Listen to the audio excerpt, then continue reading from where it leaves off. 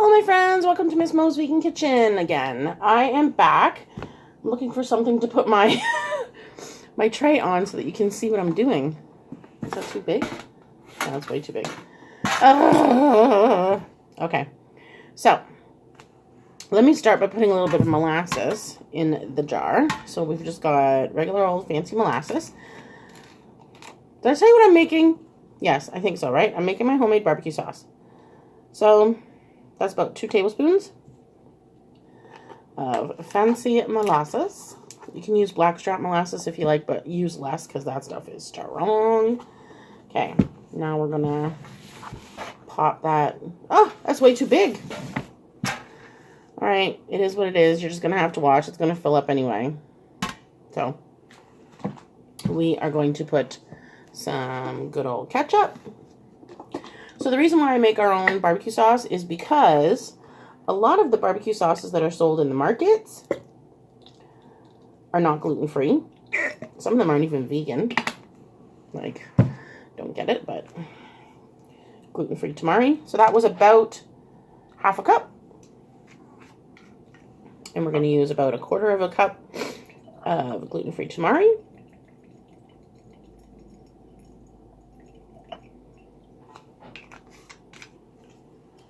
Some liquid smoke. This stuff is potent. You don't need to use it, but it just gives it that super strong. Wow. 1, 2, 3, maybe 4 drops. And that was probably a lot. So there's a lot of folks who think that that is a carcinogen. Totally understandable. Don't use it if you don't want to. This is some vanilla. This is a very... Here, I will actually get a measurement. Oh! The spoon just fell off. Okay, that's funny. I'll get a measurement doohickey for y'all. I'm going to do 1/8 teaspoon. How about that?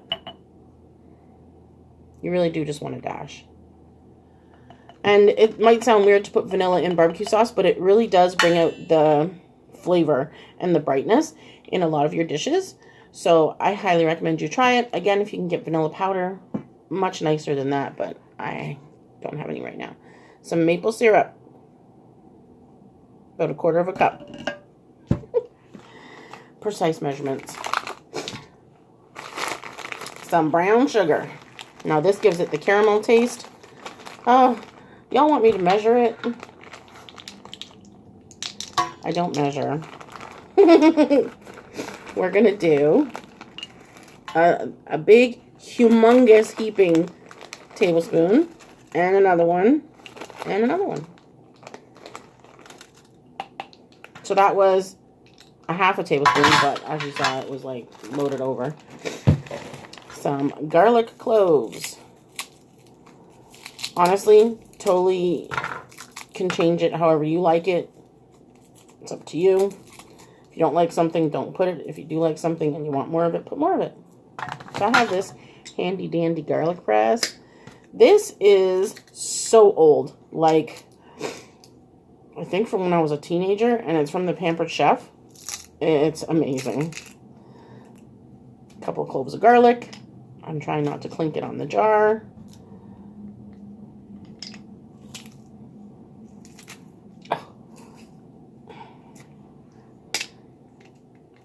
So yeah, Kevin came over last night, and because he's staying at a friend's to help watch their dog while they're away. So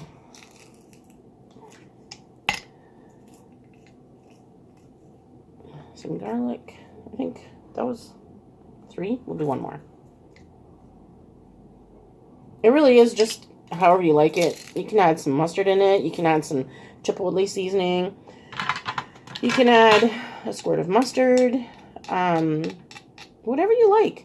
Salt and pepper, which I didn't even bring over. I can grab that too.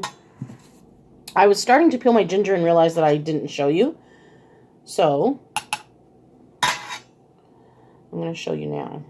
So in order to peel your ginger, you just hold your spoon upside down and you scrape it along the ginger. And it takes the skin right off.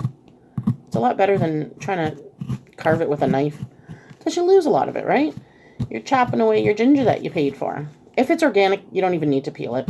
The skin is really thin on the organic ones. Just wash it and use it like that.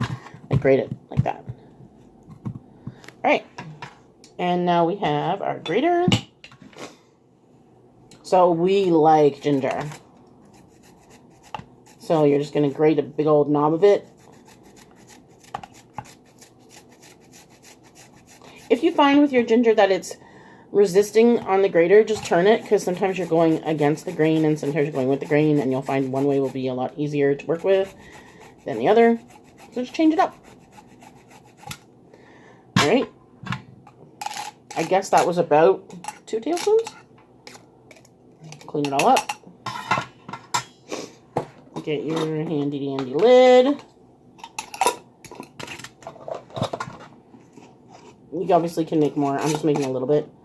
But when you're cooking with it, you should add some applesauce. Not applesauce, sorry, apple juice. So I'm going to fill this right up with apple juice, but I don't have any at the second. So shake it up, baby. Shake it up, baby. Since the molasses is on the bottom, it's kind of stuck, but I'll show you the thickness of it, maybe. Oh, just the ginger. So it's kind of nice and thick. This is so good. So, oh my gosh. Like I said, fill it up with apple juice. I mean, you can use water if you have to. But apple juice gives it really nice sweetness. And then when you're cooking with it, if you're using it in like a chili or, I don't know, I'm going to make barbecue soy curls today. Put a little bit of water to dilute it. So then that way when you're actually cooking down the soy curls, it will go into a nicer, thicker consistency. If you just start with a really thick sauce like that, it's not going to cook down and absorb into the soy curls because they need to absorb some flavor. I guess I should show you how I do that too.